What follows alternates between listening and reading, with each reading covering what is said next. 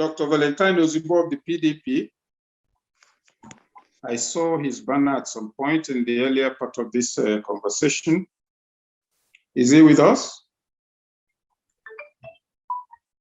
He's there, he's there. Oh, very good. Good evening, my people. Welcome on board, and yes, kindly address us for 5 minutes.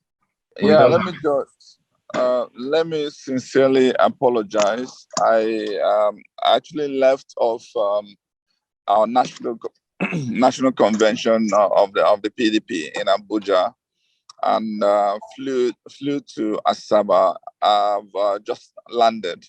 I'm in a vehicle trying to find my way to where I can safely make this call. So I actually was calling to apologize that I may not be joining, but because of how important this is, because I always love every opportunity to interact with our people and pass my message across, I am having to make this call in not a very comfortable way, but let's still go ahead. So thank you for having me. And I'm going straight to your question, why I think I am best suited for governorship of Anambra State. It takes me back to, if you really want to always solve any problem, we need to figure out what the problem is. And if you wish to take on a role of a governor of Anambra State, there's a need for us to understand what are the skill sets required, what level of competence and capacity required. So this is why I would emphasize something very critical, which is the need for us to ensure we have the right person from the right party. Hello. I hope you can hear me. Hello. Yes, what is fluctuating? I guess you're in a moving vehicle. It's breaking. Yes, I am, and unfortunately, I'm making this Zoom meeting with a phone, and so whenever a call would come in, I would have a problem. So even though Okay. yeah. So please let me go ahead. So Yes, please. my focus here is on the need to have someone with the right content of character, somebody who has got the right skill set, capacity, exposure, knowledge of Anambra, and somebody who is also coming from the right party, somebody who has emerged through in the right way, and somebody who has the right commitments for the Anambra. And I believe when you bring these four things together, it becomes clearer as to who has the best opportunity to lead and lead well. For me, coming from my background, growing up in the village and growing up from Omo Market to Amesi, being a child of a headmaster, having the right discipline and fear of God, I started pursuit of a life pursuit in a manner that will endear me not just to critical values that are important, for instance, self-control, pursuit of excellence, and the need for someone to be hardworking. These are the combination that made me excel in everything I've ever done, from school days to corporate life, and also philanthropy and even religious activities. And so in terms of content of character, I believe I'm well suited for it. I've indeed excelled in the corporate life, and I don't want to bug everybody. I think my profile is out there for everybody to see. Now, talking about party, I always will emphasize party is critical to consider, because we in Igbo, there are a number of things that are critical, because it's important to understand what we all need to do, how we need to get ourselves better, how do we need to reshape this country, which platform can give us that enablement. And I feel that among the three major contenders, three major parties contending for this, PDP is indeed the most acceptable to Igbo today, and also from the Anambra. So it's and this is also the only party that can honestly take us to where we're going to. It's the only party that can enable us to produce an Igbo president. It's the only party that can help us unify and Igbo together. because that's the only party that's really present in the entire 5 eastern states, and in fact dominating in those 5 eastern states. And that taking, it's also important that somebody emerges from in a right way, in a true, free, and fair, transparent process, and that will make it indeed appear like there is a hand of God in what is going on, not those who would go through a stolen mandate. And when that is done, clearly, you infuriate everybody, you tear the party apart, which is what's happening to APC and APGA. And then who has the right commitment? For me, I have shared my manifesto, what we need to do from the Anambra, how we need to touch life, and the things that are important, from security to roads, to infrastructure, to power, to water, to education, health, and making sure Anambra becomes more competitive. So there's a number of things we've defined now show that indeed I am the right person in the right party, through the right process, and has got the right commitment from the Anambra. Thank you so much. Okay, thank you very much. I want to thank the last speaker, Dr. Ozigbo, for engaging despite his tight schedule. These are some of the things we look out for. Do you have enough respect for those you want to vote for you to know that you must answer when they call, and you engage from a vehicle while you're in the mode? So thank you very much for your own contribution. Moving quickly, because we need to save all the time we can. So we'll take the next candidate, who is Valentine Ozigbo of the PDP. I hope he's still in the house. He told us— Yes, I'm here. Yes. Okay, he told us what he would like to do when elected, if elected governor. And the question from me to him is threefold. As governor, what will you do about security, education, and transportation in Anambra State?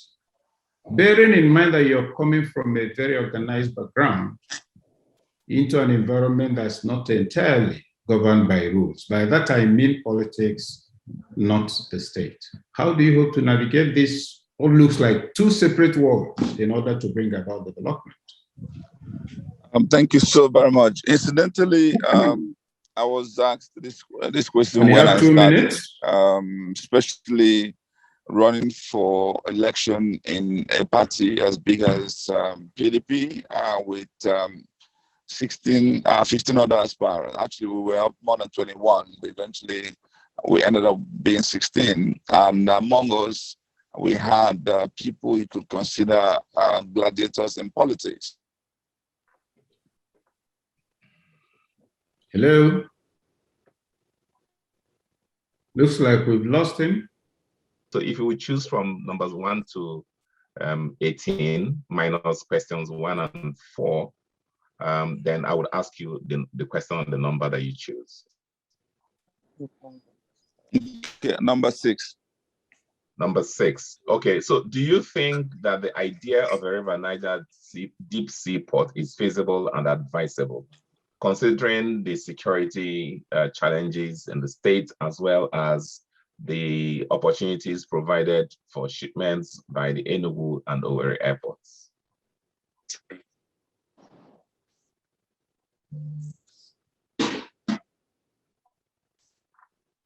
Hello? Yes, I think it's back. Hello, sorry, considering what? That's the part I said considering the security challenges.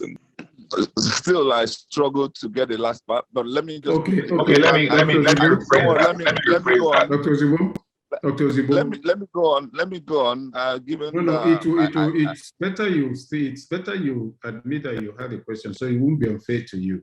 Coming from the Niger Delta, you could be attacked if you're carrying a ship to drop in, but in Onitsha. Between Onitsha and Enugu and Owerri, the distance is not much. So do you think a port in Onitsha is advisable and feasible? Quite frankly, it is worth investigating. I had a long discussion with a number of key stakeholders in this area. The person in charge of the Infrastructure Regulatory Commission, person in charge of Nigerian Sovereign Investment Authority, and also the president of AFREXIM, both of Igbo descent, talking about how we need to bolster the economy of the Southeast. And we were quite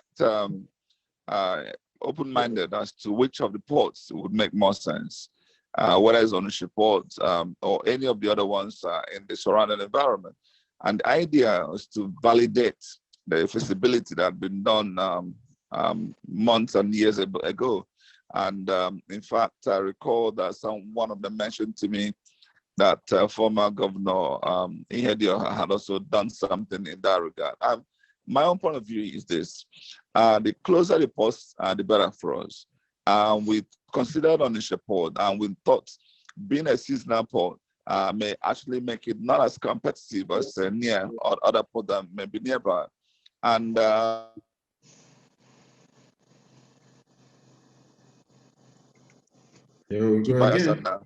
so the point here is we can actually go on with that feasibility. Security challenge will always be there. It's for us to figure out measures to contend. It won't be a reason for us not to embark on something as significant like that. The reason why Lagos is Lagos is because of the ports, and Anambra can fundamentally skyrocket in development when we have the port. So the point here is I would do everything that is possible to ensure that we do develop our ports nearby, or invest in ports outside of Anambra, but closer to the shores of Anambra, to make things easy for business people. Reason being that it's going to be indeed a game changer. We are known for business, and it makes great sense that we actually invest in that regard. Whatever we need to do, despite the fact that we do have airports that are close by.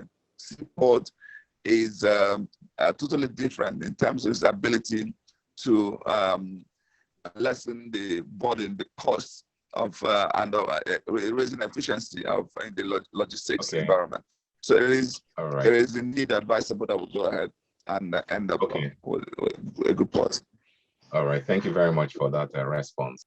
I think he has a message. He has a message. He has a message on the chat, and then it says, "I am sorry, gentlemen, but internet connectivity along the way hasn't allowed the opportunity to be part of this. My regrets. I will do the needful to improve on network connectivity after next week, Saturday, by God's grace. God bless you all."